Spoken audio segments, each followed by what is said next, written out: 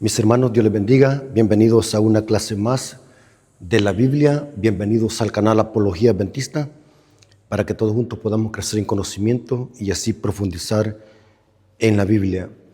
Como todos saben, hermanos, el objetivo de este canal es para hacer estudios sólidos y profundos de la Biblia, estudiar profecías bíblicas, estudiar sana doctrina, para que así todos nosotros podamos crecer en conocimiento y podamos, al mismo tiempo que conocemos la sana doctrina, poder también contrarrestar la falsa doctrina.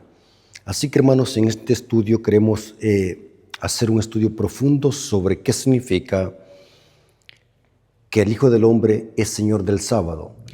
Hermanos, no pretendemos tener la verdad absoluta, pero hacemos todo lo posible por estudiar la Biblia a profundidad, para así que ustedes puedan conocer un mensaje sólido y verdadero. Así que, hermanos, vamos a orar para que Dios sea el dirigente de este estudio. Vengamos de rodillas. Bendito Señor que estás en el cielo, santificado sea tu nombre. Te damos gracias porque nos permites una vez más poder conocer tu palabra. Te pedimos, Señor, que nos des sabiduría e inteligencia para que podamos comprender tu palabra, podamos interpretarla. Te pedimos, Señor, que nos des sabiduría y humildad para que podamos aceptar lo que está escrito en tu palabra. Bendice a tu pueblo que escuche este mensaje, que ellos sean edificados. Te lo suplicamos en el nombre de Jesús. Amén. Mis hermanos, quiero que tomen sus Biblias y lean conmigo. Vamos a hacer un estudio profundo de la expresión que significa que el Hijo del Hombre es Señor del sábado. Esta frase está en Marcos 2, 27 al 28. Dice así: también les dijo, el día de reposo fue hecho por causa del hombre, y no el hombre por causa del día de reposo. Por tanto, el Hijo del Hombre es Señor aún del día de reposo.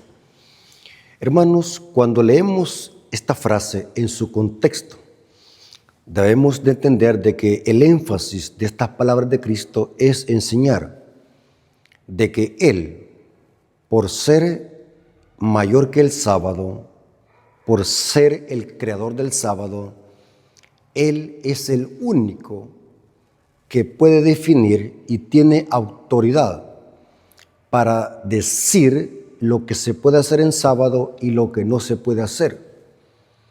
Jesús dijo estas palabras porque lo estaban acusando los fariseos por hacer un milagro en sábado. Hizo una sanación en sábado.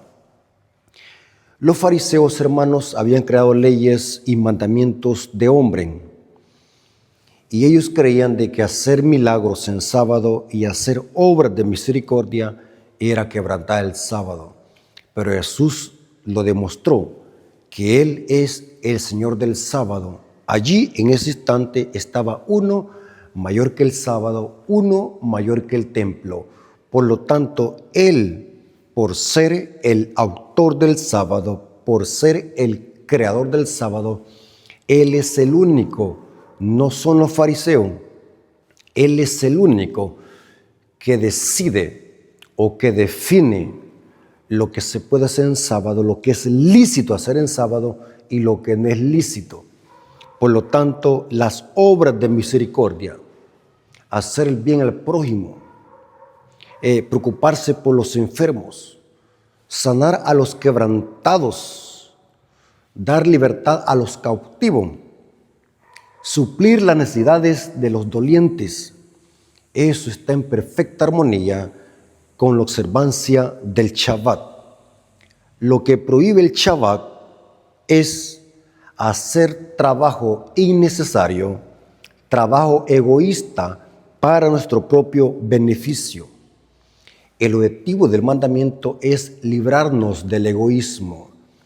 Cuando dedicamos un día específico, un día de 7, a la adoración únicamente a Dios, estamos vaciándonos de egoísmo. Tanto el diezmo como el sábado son señales de lealtad al verdadero Dios. Demostramos que estamos vaciándonos de egoísmo.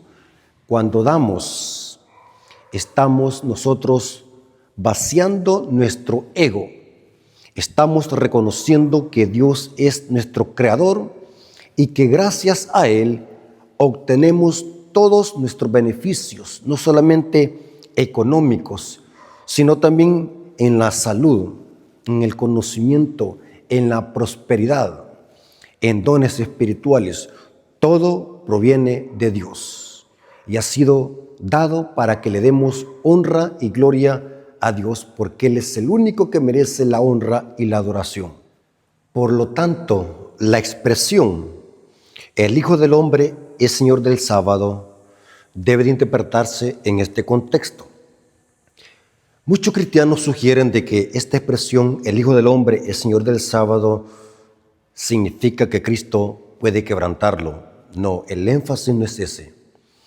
Saben, hermanos, que tenemos que tener sumo cuidado a la hora de interpretar un texto y no hacer que la Biblia se contradiga. El objetivo de Cristo al venir a esta tierra no fue para quebrantar la ley de Dios, no fue para quebrantar el sábado, fue para demostrar con su ejemplo y obediencia que Él es el Hijo de Dios y nosotros tenemos que seguir su ejemplo de lealtad y obediencia. Cristo en su condición humana obedeció al Padre en todos los sentidos. Hermanos, no podemos interpretar la expresión "el Hijo del Hombre es Señor del sábado" como diciendo que Cristo puede quebrantar el sábado. Negativo, es el énfasis, porque si así fuese el énfasis, esa interpretación contradice toda la Biblia. ¿En qué sentido? Si Jesús hubiese venido a quebrantar el sábado, como lo acusaban los fariseos y como lo acusan los protestantes y los católicos a Cristo de ser un quebrantador del sábado, ¿por qué razón decimos esto? Porque si Jesús hubiese venido a quebrantar el sábado, esto hubiese sido contrario al plan divino. ¿Por qué razón?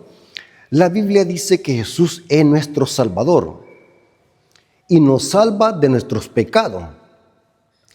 Y pecado es transgresión de la ley, 1 Juan 3:4. Si Jesús hubiese quebrantado el sábado, en otras palabras, se hubiese constituido en un pecador, porque el sábado es parte de la ley y pecado es transgresión de la ley. Hagamos una hilación lógica. Si sostenemos de que la expresión "el Hijo del Hombre es Señor del sábado" y que eso significa quebrantar el sábado, eso contradice toda la Biblia. Si Jesús hubiese sido un pecador por quebrantar el sábado, porque eso es pecado, quebrantar la ley, Él entonces hubiese necesitado un Salvador que lo salvase de sus pecados. Y por lo tanto, Él no tuviese la potestad de poder redimirnos. ¿Se dan cuenta, hermano, lo peligroso de esto? De algunas veces nosotros usamos argumentos o frases apóstatas que no nos damos cuenta de la herejía que está bajo de esos argumentos falaces. Hermanos, vamos a analizar algo que me llama la atención cuando leemos la Biblia a profundidad. La expresión Señor del sábado tiene también una connotación más profunda. En esta semana hemos estudiado la lección de escuela sabática y viene hablando de este versículo: "El Hijo del Hombre es Señor del sábado". Pero yo quiero que veamos una connotación más profunda que conlleva esta expresión Señor del sábado. Y vamos a ver de qué esto implica o identifica que Cristo es el creador, no solamente el sábado, sino de toda la creación. Él es el Señor, no solo el sábado, sino también de todo el universo. Y vamos a ver algo interesante. Cuando hablamos de Cristo, en Cristo vemos un atributo divino, que es el creador. ¿Por qué razón nosotros adoramos a Dios? Porque Él es el creador. ¿Por qué Dios merece la adoración? No solamente de sus criaturas, hablando de los humanos de este planeta, sino de todo el universo. La Biblia enseña de que los ángeles adoran a Dios, el universo lo adora a Dios, las estrellas adoran a Dios, que es un símbolo de ángeles. Noten cómo dice el mensaje del primer ángel. El mensaje de los tres ángeles que encontramos en Apocalipsis 14 representa el último mensaje de amonestación y advertencia que Dios manda a este planeta Tierra antes de que Jesús regrese por segunda vez a esta tierra. Se le llaman los mensajes de los tres ángeles. La última advertencia para este mundo. Y esos mensajes de los tres ángeles, el primer ángel lleva un mensaje. Apocalipsis 14, 6 al 7. Noten cómo dice Apocalipsis 14, 6 al 7. Dice: vi volar por en medio del cielo a otro ángel que tenía el evangelio eterno para predicarlo a los moradores de la tierra. Noten, hermanos, un ángel que trae el evangelio eterno. O sea, el evangelio eterno tiene unos principios que necesitamos conocer y predicarlo. O sea, el evangelio es más que decirle al mundo: Cristo murió por ti. Esa es parte del evangelio. El evangelio lleva más que eso, y es llamar al mundo ¿a qué? Noten cómo dice: vi volar por el medio del cielo a otro ángel que tenía el evangelio eterno para predicarlo a los moradores de la tierra. Noten que es evangelio eterno, un evangelio que no tiene principio ni fin. Este texto refuta el concepto erróneo de los protestantes que sostienen de que el evangelio solamente lo encontramos en el Nuevo Testamento. Ese es errado. El evangelio es antes de la fundación del mundo. Con la entrada del pecado se echó a rodar. Pero ese plan de salvación fue creado antes de la fundación del mundo. O sea, el pecado no lo tomó por sorpresa Dios. Dios tenía un plan antes de la fundación del mundo. Por eso es que es evangelio eterno. Un evangelio que no tiene principio ni fin. Por eso, hermanos, es irónico y absurdo sostener de que el evangelio tiene que ver solamente con el Nuevo Testamento, como dicen algunas sectas protestantes. El evangelio se empezó a echar a rodar desde Génesis, cuando entró el pecado en esta tierra. Vemos de que nuestros primeros padres fueron cubiertos con pieles de cordero.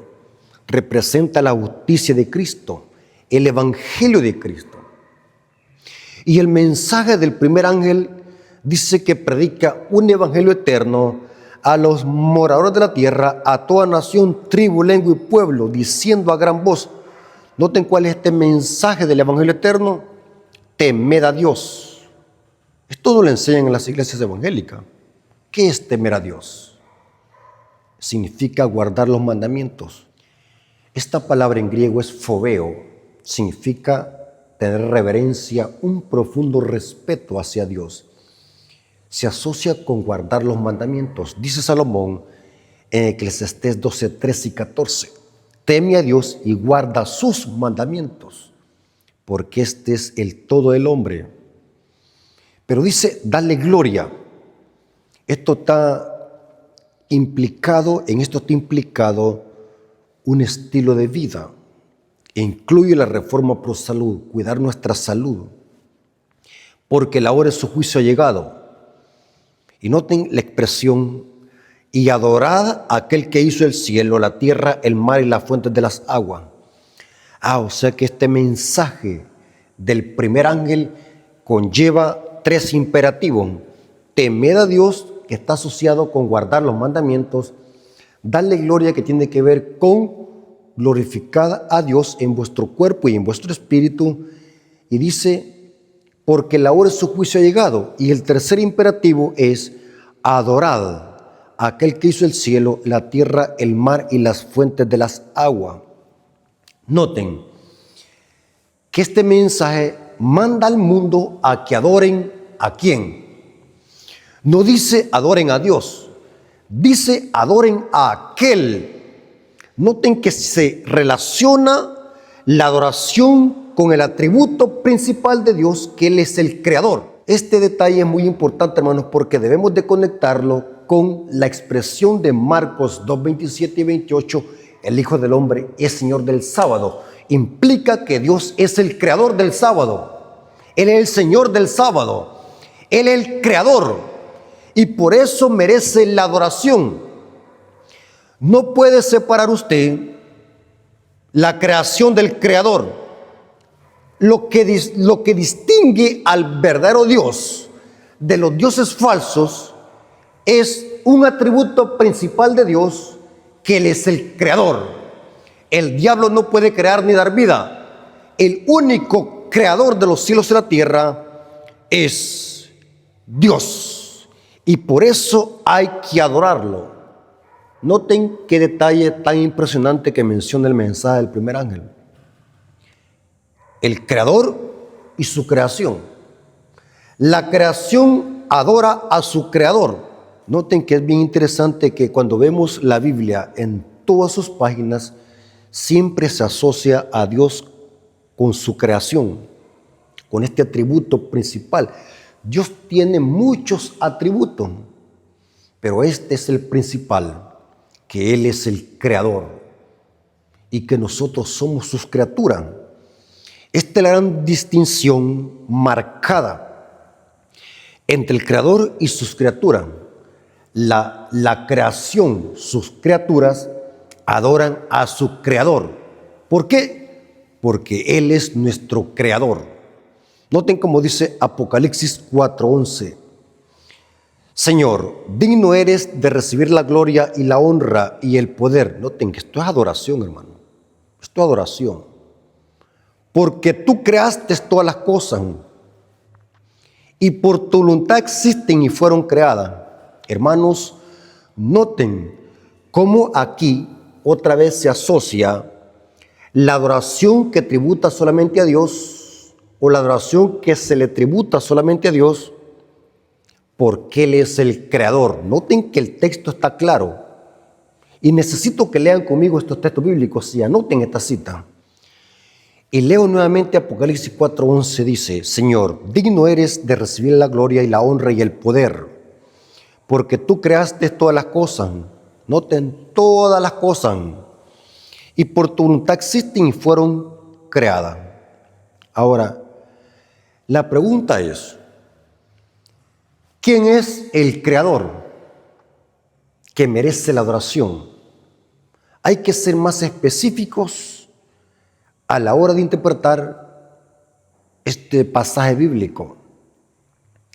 ¿Quién es el creador que merece la adoración?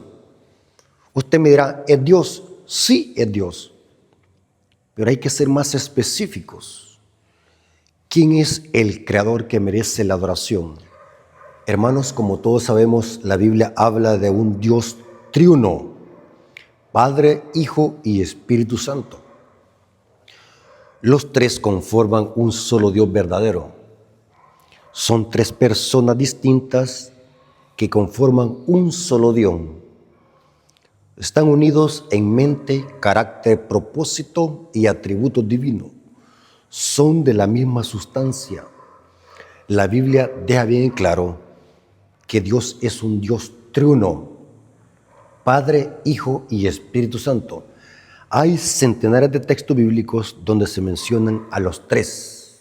Cristo Jesús, al venir a esta tierra, dio una presentación más amplia acerca de la deidad y presentó de que en Dios existe una deidad, el Padre, Hijo y Espíritu Santo.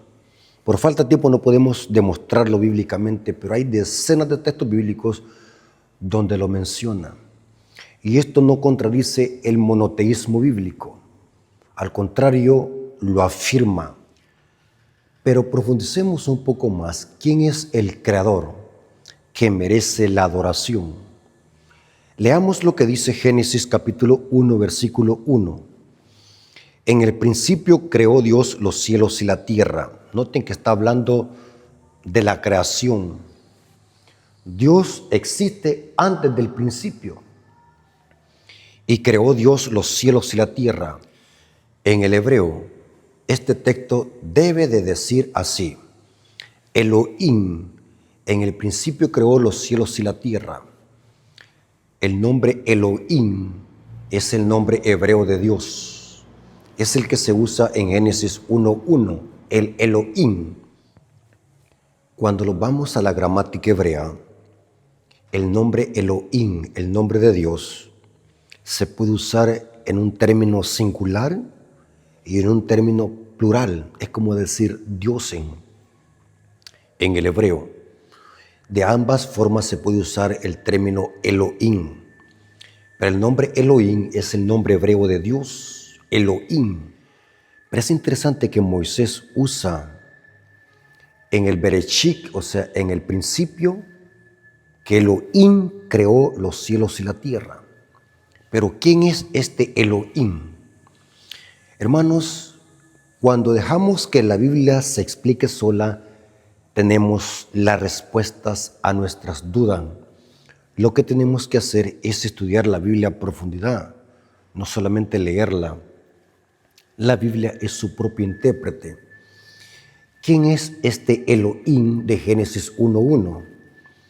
Vamos a ver que según Juan, el apóstol Juan, el discípulo amado, ese Elohim es Cristo, el Verbo de Dios.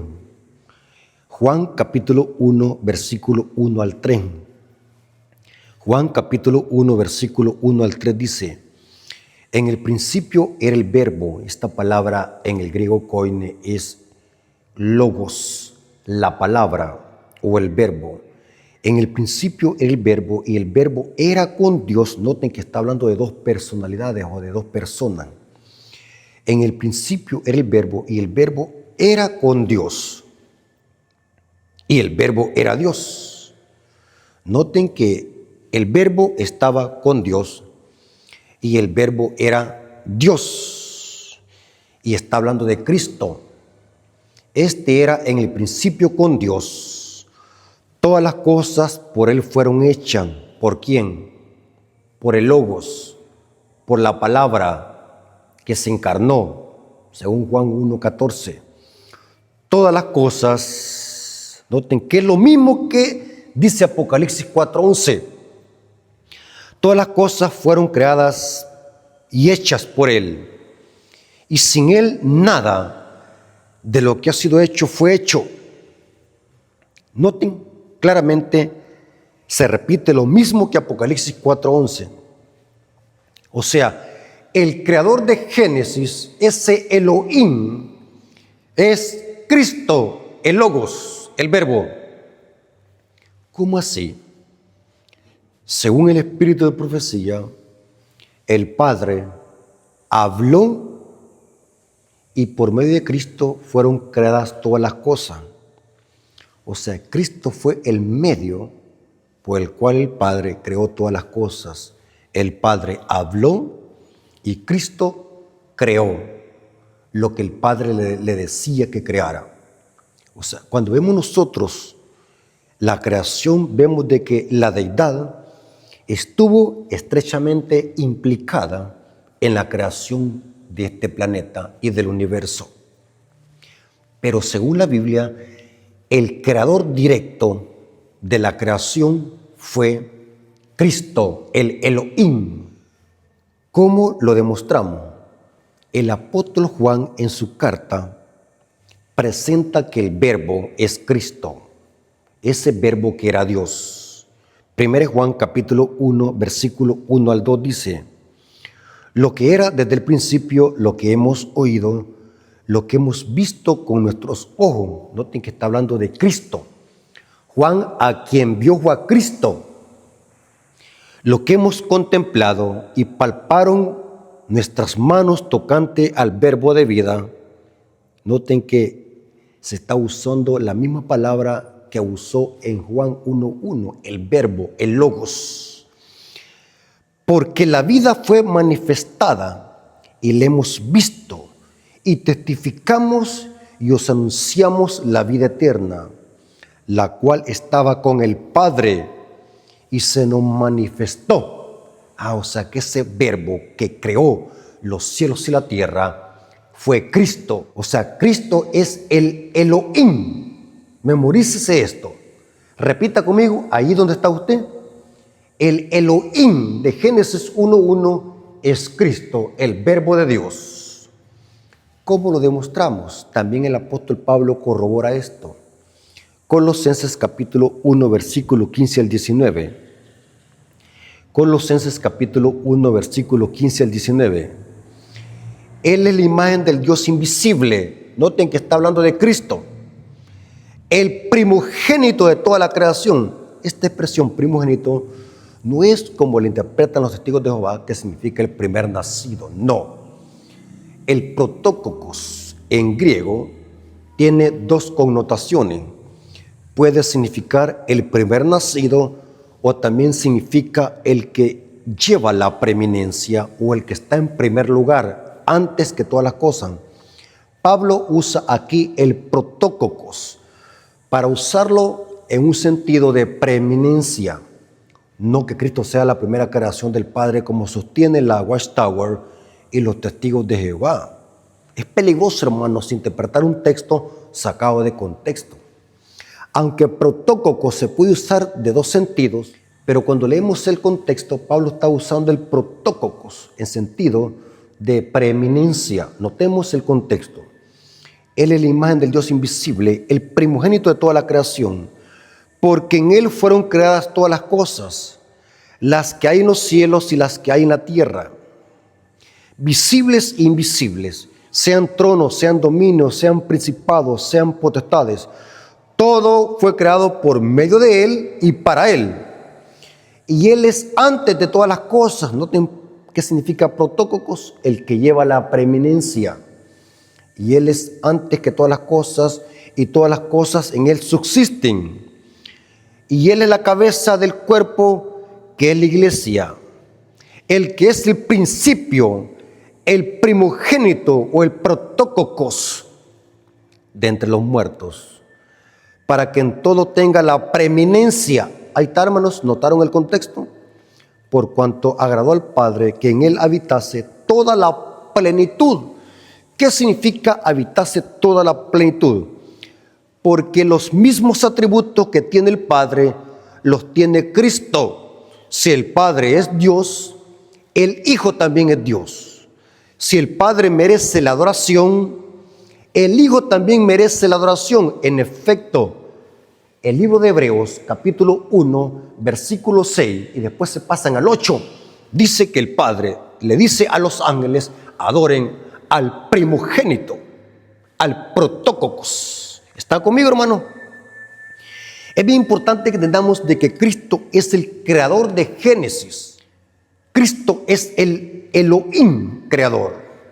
Es interesante que el apóstol Pablo, hablando de Cristo y exaltando la divinidad de Cristo, les dijo a los de Colosenses 2:8 dice así. Noten cómo dice: mirad que nadie los engañe por medio de filosofías y huecas sutilezas, según las tradiciones de los hombres, conforme a los rudimentos del mundo y no según Cristo. Ahora, Pablo exalta a Cristo en su divinidad, porque en Él habita corporalmente toda la plenitud de la deidad.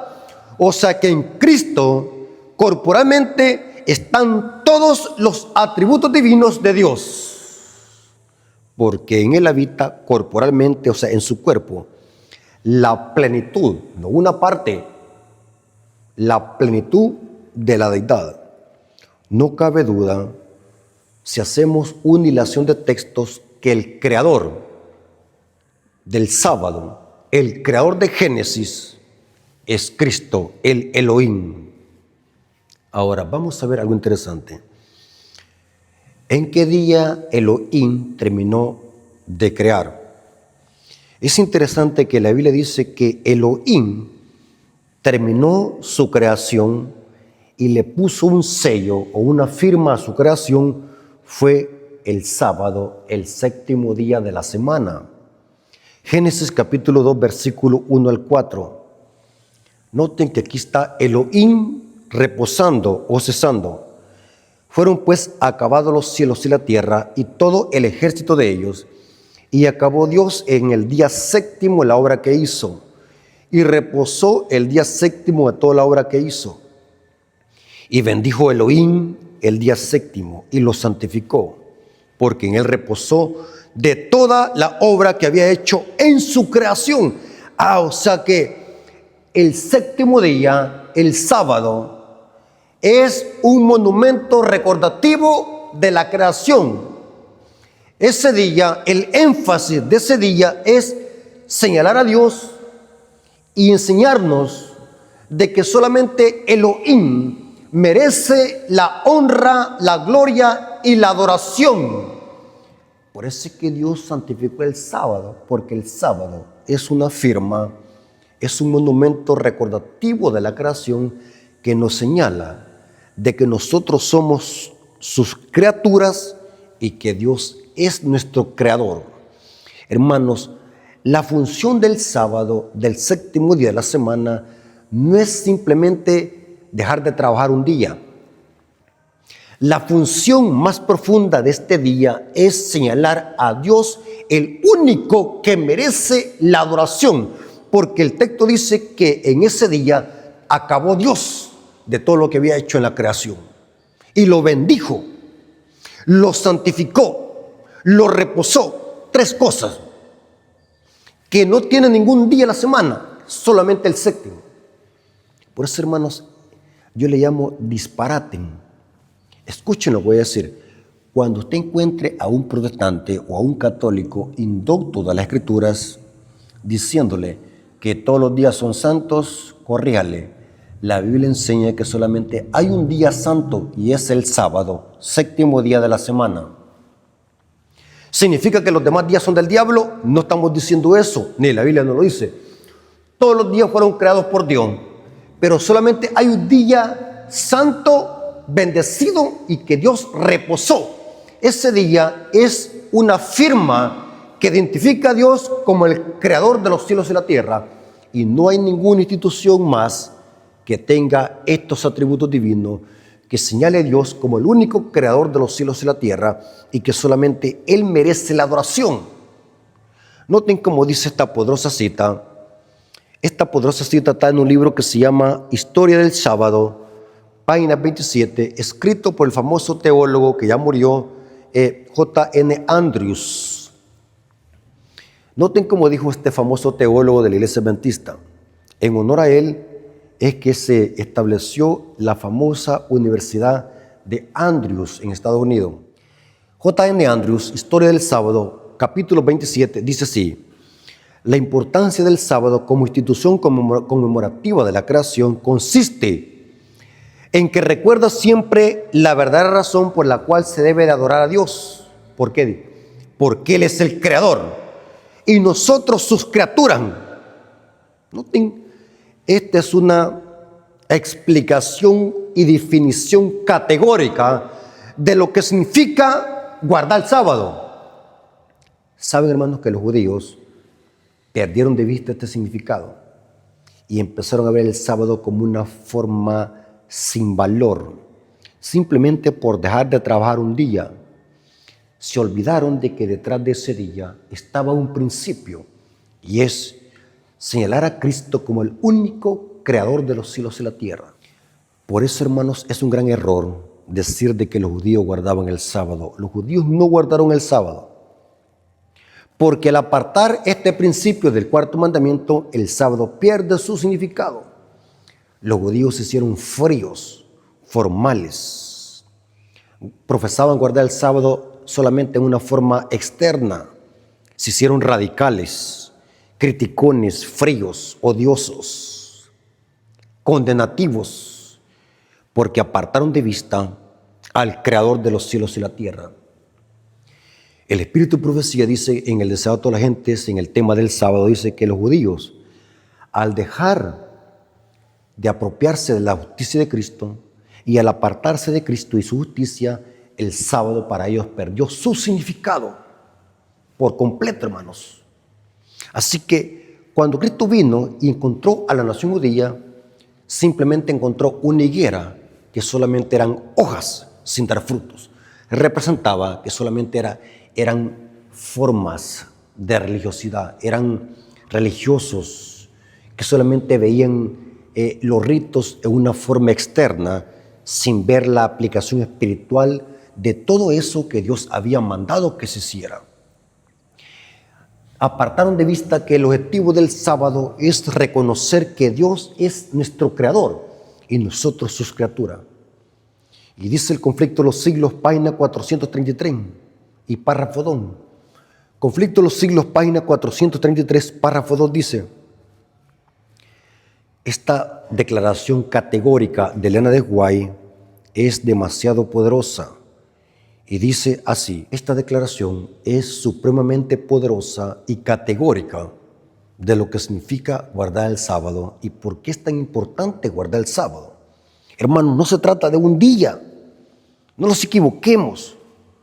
No se trata solamente de dejar de trabajar un día de la semana y venir a la iglesia a congregarnos a aplaudir, porque algunas iglesias aplauden también, en otros países que son con otra cultura. Otros vienen quizás a dormir a la iglesia, otros quizás vienen a escuchar el sermón.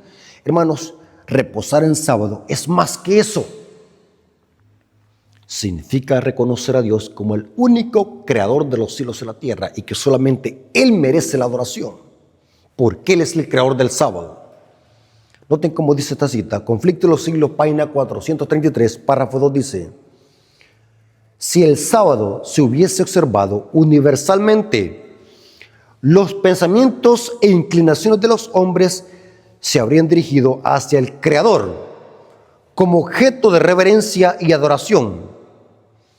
Hay otro disparate que dicen los católicos y protestantes, que los adventistas idolatramos el sábado o adoramos el sábado. Hermanos, es terrible ver tan elevado el nivel de ignorancia en el cristianismo apóstata. Una terrible ignorancia abismal. ¿Cómo se ponen a creer de que cuando reposamos en sábado estamos adorando al sábado o lo estamos idolatrando?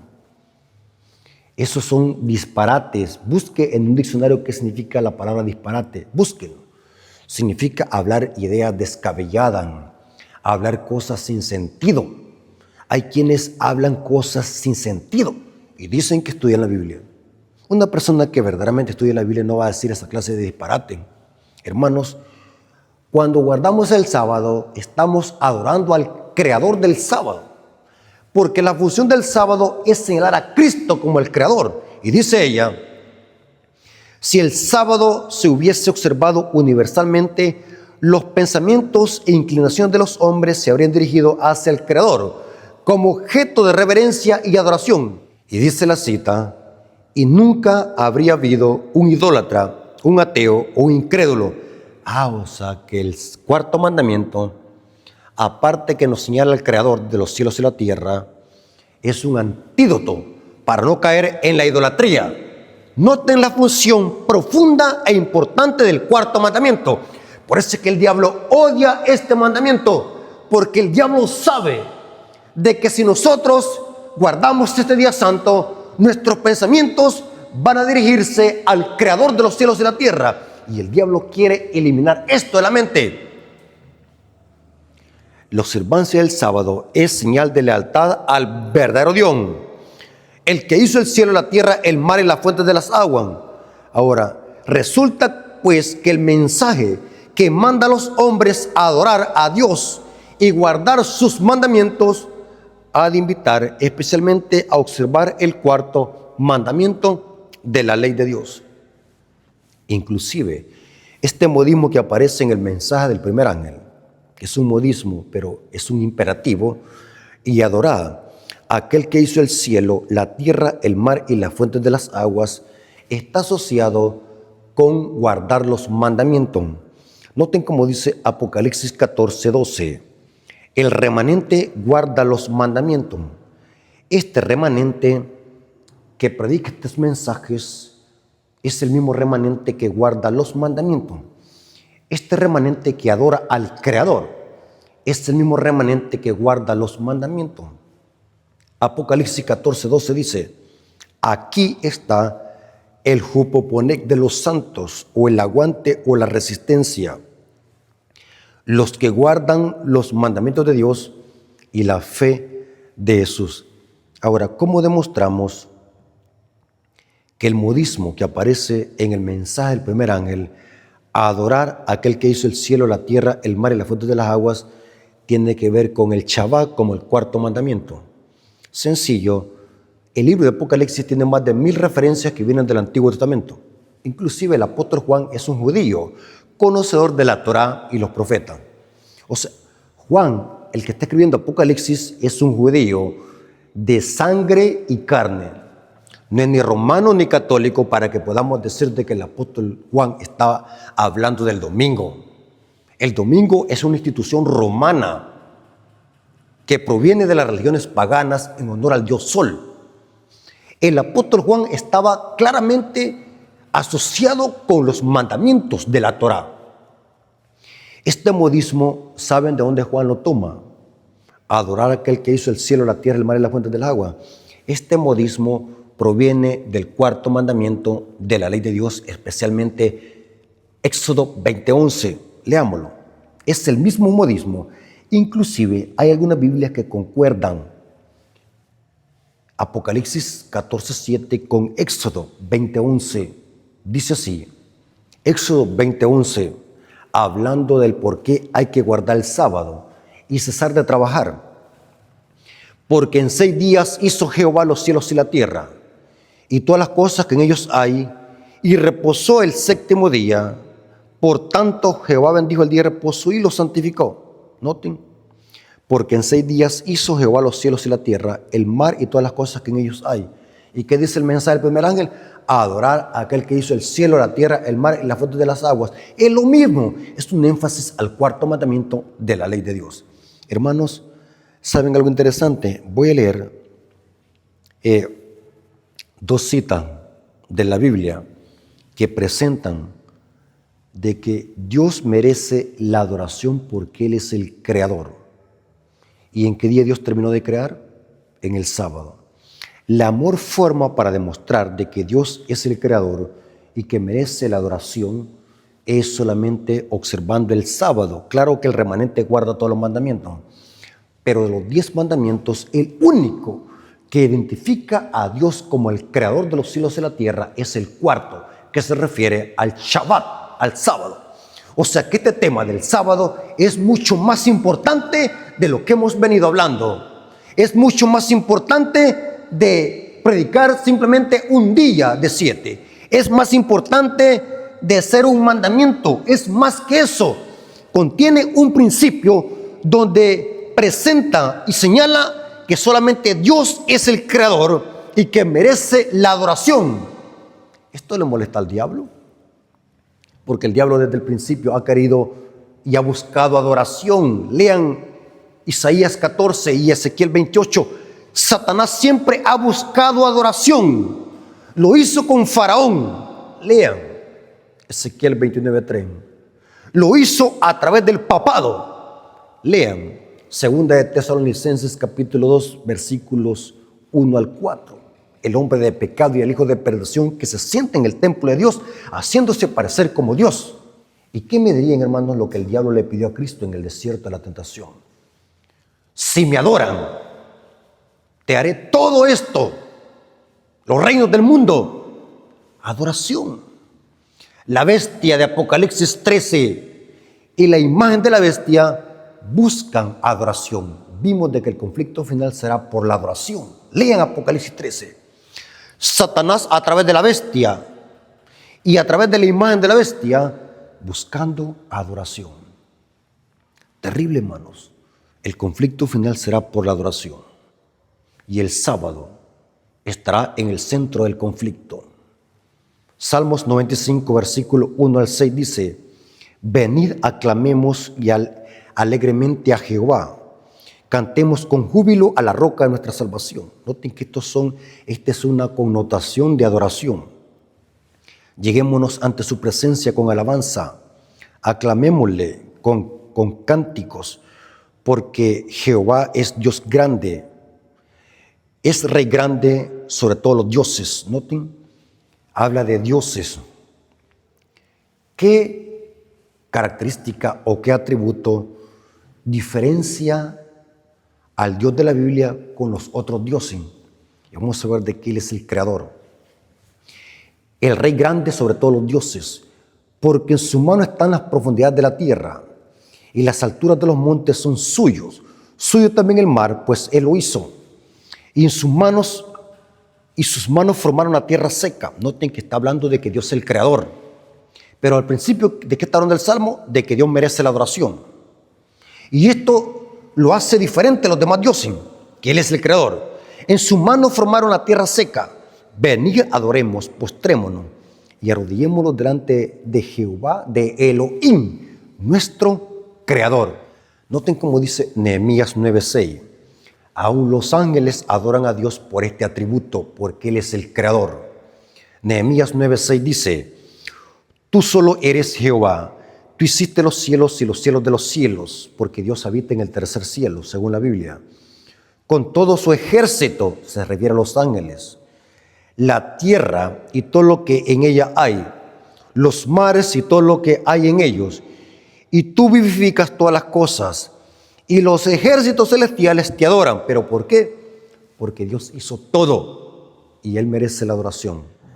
La siguiente cita que vamos a leer del conflicto de los siglos presenta todo lo que hemos estudiado, que el conflicto final, aunque será por los mandamientos de Dios, lo dice Apocalipsis 12:17 y Apocalipsis 14:12, pero hay un mandamiento en específico que el diablo va a atacar y lo está atacando, porque ese mandamiento identifica a Dios como el creador y es el sábado.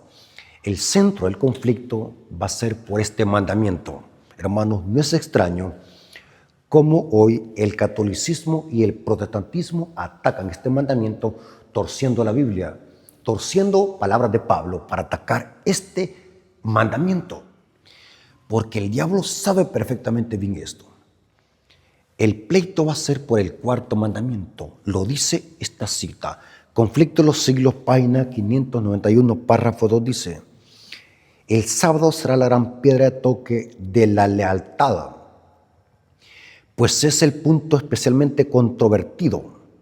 Cuando esta piedra de toque le sea aplicado finalmente a los hombres, entonces se trazará la línea de demarcación entre los que sirven a Dios y los que no les sirven, mientras la observancia del falso día de reposo, el domingo, en obediencia a la ley del Estado, en oposición al cuarto mandamiento, será una declaración de la obediencia a un poder que está en oposición a Dios, que todos sabemos de que es el papado.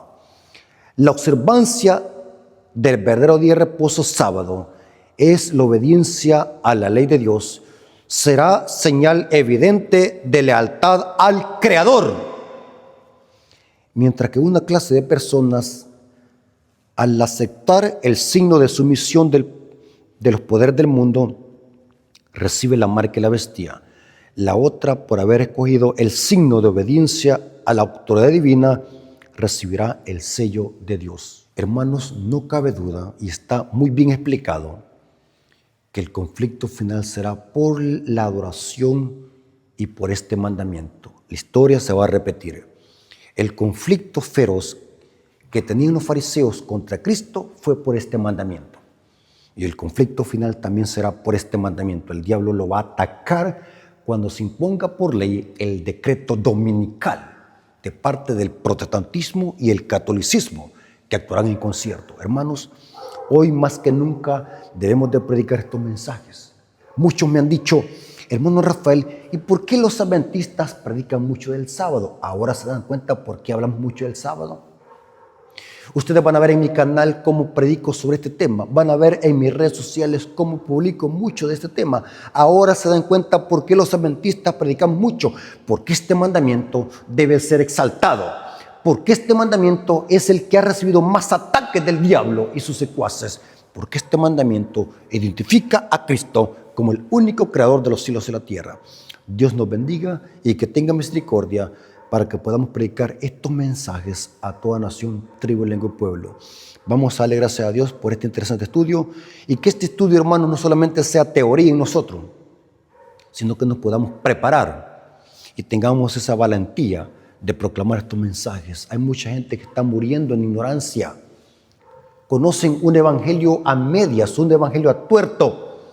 Y Dios ha llamado al pueblo adventista para predicar estos mensajes.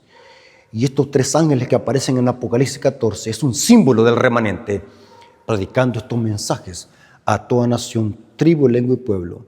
Vamos a orar para darle gracias a Dios por este estudio. Gracias, Padre, porque nos permitiste estudiar tu palabra. Gracias por este mensaje, Señor, de que para muchos será de bendición.